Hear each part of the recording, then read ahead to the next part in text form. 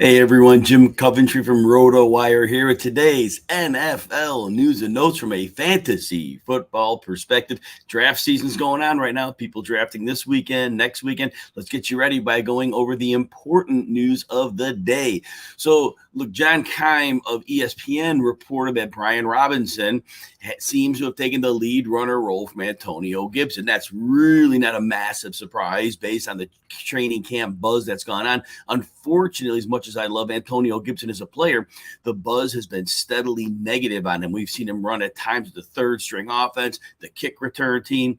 So apparently, I talk about this with some running backs. There's nuance to the game, and sometimes coaches want that nuance from their running backs, where maybe you're reading the block a certain way, maybe you're making the cut when you're supposed to. Sometimes just raw talent just doesn't get it done. Now, as a fantasy performer, even when Gibson was hurt, he was performing for fantasy managers. He was typically just outside the top 12 in PPR leagues per game. He played with a cracked shin last year. I thought it was amazing the performance he had, but apparently the coach is not happy with that, and that's going to be a problematic situation. Now, here's the ADP. I take all my ADP again from my friends at Fantasy Mojo. Last 2 days, high stakes leagues, and they get you great opportunity to see what's going on in the market. So right now, Brian Robinson is one spot behind Gibson at running back. He's going as running back 38. Gibson's going as running back 37. They're back-to-back on picks, 103 and 104. So we've seen it now where Gibson's fallen outside of the top 100. The only way I could advocate taking him is he has to fall even further. I mean, Brian Robinson would probably do a faceplant at this point, or J.D. McKissic, who's 29 years old, would really have to regress, and Gibson would have to get in the passing down role because J.D. McKissic is their passing down back. Gibson will get some work. They would get him a lot of first and second down catches, but nonetheless, now if Robinson's running on the early downs, that's an issue for Gibson. And also, Gibson's had fumbling issues, so the odds of him getting work at the goal line are fairly small. So we could be in a situation where we're seeing Gibson get 5 to 7 carries in a game, and that might be generous. And maybe a catch. Right now, it does not look good. So in terms of how to handicap Brian Robinson, this one's tough because Washington was bad last year. They had a very tough schedule, so they trailed a lot. And their defense had a lot of issues. They weren't collectively galvanizing together. Much easier schedule. They could have learned because they have talent. So it's possible some of them learn to work together a little bit better. The coaching may have identified some issues. There's a decent chance that Washington could play a lot closer games this year and maybe keep an early down running back active in the game plan. Ron Rivera would like to run the ball, I think, with some frequency. So if Robinson gets rolling, that would be fine. And the offensive line in Washington, it is not a bad line by any means. Not elite, but it's firmly in the middle to above. So they could get production there. Again, McKissic is running back 53 at 147 picks out. If you're going in the PPR aspect, it seems as if his role should be fairly secure, especially after he was going to go to Buffalo, but Washington convinced him out of that and brought him back. But yeah, the odd man out right now is Antonio Gibson. I don't know that we're going to take Brian Robinson much higher than running back 38, because if Gibson does get 5 to 7 carries, those would come at the expense of Robinson. So Robinson could be seeing, 11 to 15 carries, which isn't bad, but unless he's really explosive with those opportunities, we could have a bit of an issue there. And it's also possible that if Carson Wentz does not play well, which that's not a stretch at all, that this offense could struggle to maintain drives. And if they're breaking down frequently, again, further problematic for Robinson. So overall, right now, aside from Terry McLaurin, who I expect to get a lot of targets in the passing game, I am not much invested in the Washington Commanders team. It just feels a little bit uncertain beyond any measure I would like to invest in it. All right, next, Jeff Zarebic of The Athletic said it would be optimistic to think J.K. Dobbins would have a heavy early season workload. Now, earlier in the summer, J.K. Dobbins said he'll be out there for week 1. Well, John Harbaugh seems to be singing a different tune here. Right now, we don't know Dobbins' status for week 1. Zarebic is pretty plugged in as a beat writer. And for him to make this statement, it would seem as if Dobbins will get on the field, he'll be eased in. Mike Davis will get work. Tyler Beatty will get work. Justice Hill will get work. I'm not really worried about Beatty and Hill being so productive it'd be problematic. but I also don't think there's much left in the tank for Mike Davis. But if they're going to look out for Dobbins' health here, they're going to have to figure out Lamar might run more. But just on that knowledge alone, if you're going to go in with the mindset he can't have a heavy workload early, that makes me a little bit concerned, because that means we are drafting an injured running back in the early, like pick 57, he's going running back 21. That's still a pretty good premium when there are other running backs on the board who are healthy and could be easily as productive as Dobbins. Again, if you're a fantasy, you're risk averse in fantasy football, then maybe you would decide you want to back off of Dobbins. I think I will back off of him as well right now. Elijah Mitchell with the hamstring injury is back to practice for the 49ers. That was anticipated. When he got hurt, the expectation was he'd be ready for week 1. It wasn't a formal announcement, but it was definitely an announcement that was made. His ADP has stayed pretty firm at running back 24, pick 69. So he's near the end of 6 rounds. Now, the running back 24 part was kind of stable, but the pick itself, that's gone a little bit lower. You were able to get him in the 5th rounds not long ago, but the hamstring injury, I think, scared a lot of people off. So if you are going to the well on Mitchell, this is still a buying opportunity. And I've said it many times, but not everybody's with me every day. So I'll tell you this. Elijah Mitchell last year showed he knows how to run the Shanahan system with perfection. But he wasn't getting big chunk runs because Jimmy Garoppolo was unable to manipulate the linebackers because he had no mobility. So linebackers could like sneak up into the box and make it difficult for Mitchell to get to the second level. With Trey Lance there, it completely revolutionizes the running game, because defenses are going to be terrified that Lance is going to pull the ball back, roll around the backside, and go all the way for a touchdown. So the backside linebackers are going to have to freeze or be on their heels. Those runs where Mitchell was getting 5 and 7 yards, these could be 10, 12, 14-yard runs now. And I also think with that one less linebacker committed to hitting him, I think his opportunities for injury are slightly lessened. Now, Deebo Samuel has a bruise behind the knee, but the word is he should be back in week 1. Deebo's being drafted as a wide receiver 7 and pick 23. A couple things on him. In the second half of the season, he was way more run heavy than targeted. In the first half, it was completely like all targets and only like 4 carries. So that completely flipped. Remember, he had a lot of acrimony with the team in the offseason. He does not want to be used as a running back. He believes it'll shorten his career. He believes it'll make him less valuable. Now, he did get his contract, so we're okay there, but he still wants another contract down the road. So I bet you that there was some language where Samuel agreed to the team that he would be very limited in how often he's used as a runner. I think between that and between Lance having a big arm and really being a very good fit for Brandon Ayuk, I think that Deebo Samuel won't see the volume of work that he saw with Jimmy Garoppolo, because Samuel worked in the part of the field where Jimmy Garoppolo specialized, short and intermediate. And I think right now, Ayuk is going to take some of that work away. And so that could be problematic. And the accuracy, Jimmy, if nothing else, in the short and intermediate area, he was accurate, would lead Deebo Samuel often. Now, he wasn't always accurate, right? So let me kind of hedge on that, because we know those medicine balls he'd throw to George Kittle and get him hurt. But often Jimmy was accurate, getting the ball quickly out. So I think Trey Lance, we're not sure what that is. So we're a little bit concerned that Deebo doesn't get led into traffic as often as he did with Jimmy. Again, I'm not saying Jimmy was hyper accurate. I'm saying he was better at it than we expect out of the new quarterback in town, Trey Lance. All right, Michael Carter outsnapped Breece Hall in the Jets' last preseason game. Carter had 12 snaps, Hall had 9. In terms of production, they're pretty similar. Carter rushed 4 times for 10, but chipped in a 10-yard catch. Hall went 5 for 13. He had an 11-yard run mixed in there. Now, look, it's throughout the preseason, it's been the case where Carter has been mixing with Breece Hall. Carter played very well for them as a rookie, and I know they have better draft capital than Breece Hall, and they are fully motivated to get this dynamic physical talent on the field. But Michael Carter's playing well. I don't think it's a case where Carter gets completely relegated. Now, Hall should, even if it isn't week 1, you would think at some point Hall would become the lead back. But if Carter continues to outplay him, not saying he's outplaying him regularly. They're back and forth in camp. You know, someday your Hall's doing better, someday Carter. But if Carter outplays him, this could push closer to a 50-50. So Carter as running back 46 and pick 119, I think it's excellent value, because I think he's going to be a flex frequently, especially the PPR league. Now, Breece Hall is going as running back 18 and pick 47. And I think that also bakes in the idea that Breece Hall has tremendous upside, but we don't know the role. Again, we haven't seen the rookie play in the NFL, and that's always a level of questioning there. And the Jets offense, we don't know exactly what that's going to be. So I think Hall is still a reasonable pick if that's who you like at running back 18. But if you're going with somebody else, I think, again, a later pick on Carter after pick 115, I think it's reasonable for depth options. I see a few questions. I will get those after I cover today's news and notes, so hang with me and I'll be happy to answer your questions.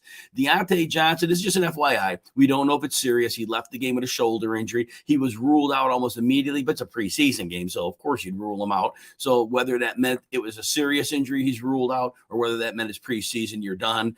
I want fantasy managers to be aware of that as you enter your drafts. He may be fine, but just understand there's maybe a small possibility, maybe more, that something could cause him to miss time. Not saying he will. He's going, Deontay Johnson is wide receiver 20, pick 45. And so that's what we have to look at for him there. And all right, let's go to the next player here. We are going to talk about back to John Keim of ESPN. We talked earlier when we featured the Commanders rushing attack. Now we got to talk about Logan Thomas. So right now, according to John Keim, it appears that Logan Thomas will be back in action no later than week 2. So he's been progressing in practice. I know he did advanced drills, so things were really looking up for him. Now, say what you will about the Washington passing attack, but Carson Wentz was very good at getting the ball to Zach Ertz and to Dallas Goedert in the tight end role in Philadelphia back in the day. Logan Thomas proved 2 years ago that he is a very good tight end. He's going as tight end 27, pick 185. If you're in a league where you need 2 tight ends and you don't like the lower end tight end 2s, I think it's a reasonable chance to take Logan Thomas off the board. And if you need a third tight end because of the way a league is framed out, tight end premium leagues for sure, I definitely think that's a player you want to keep your eye on. When you're picking him this late, you might drop him anyway. Not a big deal. And then over in Tampa, Rachaad White, 6 carries, 9 yards, a catch for 3. He did play ahead as expected of KeShawn Vaughn, but Vaughn went 9 for 36 and a touchdown. It's preseason. We don't care about the numbers. Means nothing to us.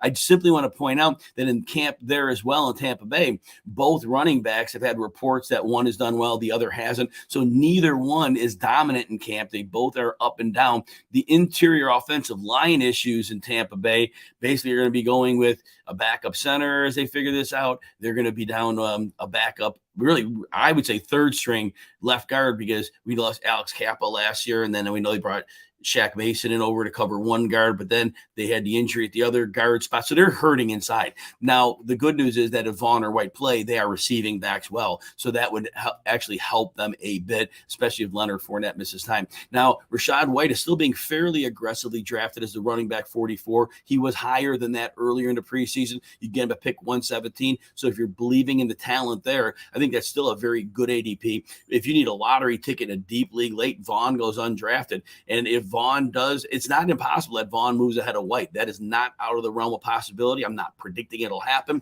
but it can. So a late dart throw, if you're starting for running backs, KeShawn Vaughn, again, he doesn't do anything for 2 weeks. You cut him, you go to the waiver wire and see what happens there.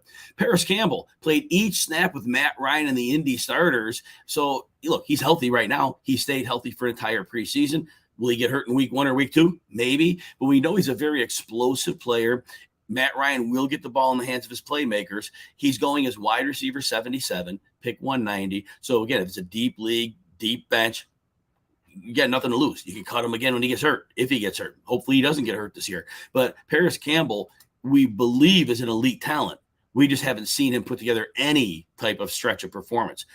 KJ Hamler of the Broncos made his preseason debut. Now, that's good news because he's recovering from his ACL, and that puts him on track to play week 1. I think what we like best about KJ Hamler is that you think about, and I'm not comparing him to Tyler Lockett in any way, but Tyler Lockett was explosive out of the slot. He would do the downfield routes where Russell Wilson, I always feel, struggles to see the short and intermediate routes from the middle, but he loves going over the top. KJ Hamler has that in his skill set. Hamler may not see a ton of snaps because we might see a lot of 2 tight end sets, but I think he gets enough snaps, and I think if you want, again, a lottery ticket, he will make some big plays this year. I wouldn't be surprised if he had 6 long plays on the season. Would not surprise me at all. A couple quick notes before we get to the questions here. So, according to Jay Morrison of The Athletic, Chris Evans of the Bengals hasn't made the strides in pass protection that his coaches expected. That's problematic because if he hasn't done that, he probably isn't going to see a lot of passing down work. The talk was that he was going to step in. That either means more Joe Mixon on passing downs or more Samaje Perine in passing downs, which we saw Perine function that role in the Super Bowl. So, right now, Chris Evans going as running back 62, pick 191. This news, in my mind, if you buy it at all, makes him borderline undraftable. Whereas Perine now gets a little bump up because should Mixon miss time and Evans isn't doing it in pass protection, then we may see Perine get a little bit of a 3-down roll. Minor, the Saints released Abram Smith. Some people liked him late in best ball drafts, so just understand he's no longer on the team. If you drafted him, not so good. If you could drop him, great. Denzel Mims, this is just really small news, but as a preseason game, you don't see 100-yard games in the preseason. He has 7 catches for 102 and a touchdown and 8 targets. Now, Denzel Mims, he may not be with the Jets. Occasionally, you'll see somebody draft him in a deep league in the hopes he gets traded, hoping there's talent, hoping something works out. Again, I just want to point out, he does have talent. We haven't seen anything sustained. If you're in one of these 23, 25, round drafts, late flyer, he gets traded, maybe something works out. Why not? All right, that's it for the take the questions now. All right, so we got Kevin. Can I see a top 3 finish for Aaron Jones? Top 3 is borderline. I could see top 5. Top 3, I get it's possible. Top 3, it's possible. But I expect them to use him heavily as a receiver this year. Think about the way the Saints used Alvin Kamara. He wasn't getting a ton of carries because A.J. Dillon is going to be more heavily involved as a runner. But remember Kamara getting those passing looks. We've seen Austin Eckler in roles where Austin Eckler was heavy as a receiver, lighter as a runner. We've seen high-end fantasy seasons out of players like this. Aaron Jones, I will not say Alvin Kamara is more talented than Aaron Jones. I will not say Austin Eckler is more talented than Aaron Jones. Aaron Jones, in my opinion, has never been used to his full potential. Aaron Jones is just, in my opinion, as good as those 3 players. So yes, so he can get bored. He can get close to that top 3, and maybe he hits number 3. Definitely not top. I mean, well, we'll never say definitely. He could have a monster season, and I am getting plenty of shares of him near the end of the first round, early second round. Enlighten one. Cordero Patterson. So the ADP makes him palatable. Arthur Smith is somebody who knows how to use players to their strengths. We've seen it in Tennessee. We've seen it in Atlanta. Nobody has a 9th-year breakout except for Cordero Patterson, right? And who do we blame that on? Arthur Smith. So, yeah, 9th-round ADP. He qualifies as a running back. They'll use him as a receiver. He'll get some running work. Yes, he had an injury late in the season. I think it had a lot to do with why his production was down the stretch. He is 31, and that's not optimal, but he hasn't had a heavy workload in his career. So 9th-round ADP, if you need a running back, yes, why not? All right, see what else we got here. We've got Univ. There we go. Do I have any quarterback streamers? A great matchup for week 1 or the only Europeans?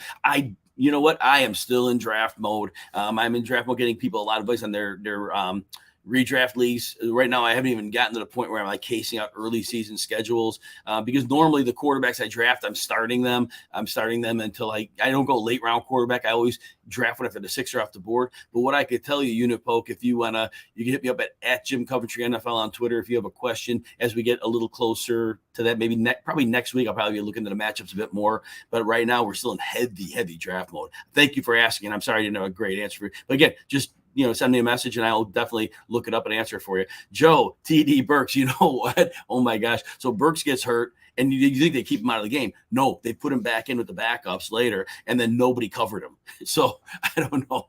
Yeah, it's been a bad offseason for him. The touchdown's going to sound nice and I think it's going to get a lot of people optimistic. There's been so much negative buzz and I'm really, a lot of first round players bust in the NFL. And I'm not saying Burks is a bust, but I'm saying that type of bad news, that just does not resonate well at all with me. So that's, a little bit frustrating there. All right, let me see here as I get back to my tab here. Okay, so enlighten one. Which round am I comfortable taking Amari Cooper? I do have shares of Amari Cooper. I was listening to one of the beat writers from Cleveland, and he was talking about even with Jacoby Brissett, he wouldn't be surprised if Cooper was seeing 10 targets a game.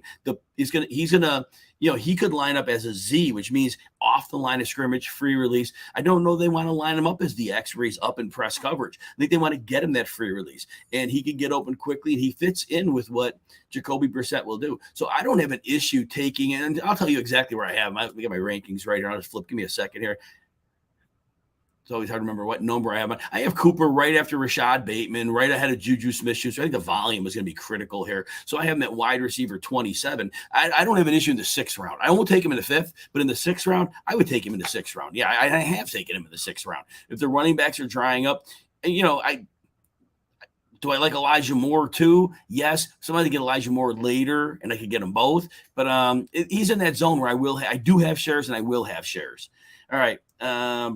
Revelation, Brian Robinson named. Yeah. So like I said earlier, if you missed this, you can rewind the show. I talked about it as the headline of the show. So I kind of covered that. We expect him to be the starter. I still think Gibson could get you 5 to 7 carries a game. I don't think it's going to be a case where Robinson is going to see 20, 25 carries. I don't think that's in the cards, but he'll have a substantial role. And his ADP after that news will change it where those two are back-to-back in ADP. Now we'll definitely see where Antonio Gibson falls like a rock, maybe from pick 103 to pick 140. I could see that drop all the way there. It should go all the way there.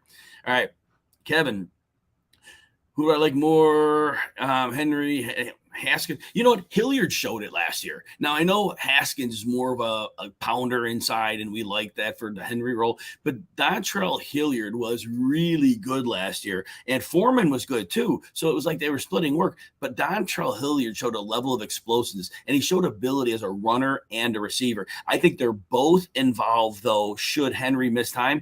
I think Hilliard becomes more valuable because he will be involved in the passing downs. And as we know, targets are more valuable than rushing attempts, and it's not going to be like Haskins gets all the carries. It could be Haskins getting 15, Hilliard getting 7 or 8, but then Hilliard might get 4 or 5 targets. That flips the script. Enlighten one. What running backs are you taking in the dead zone? I am all about it. Eli Mitchell all day, every day.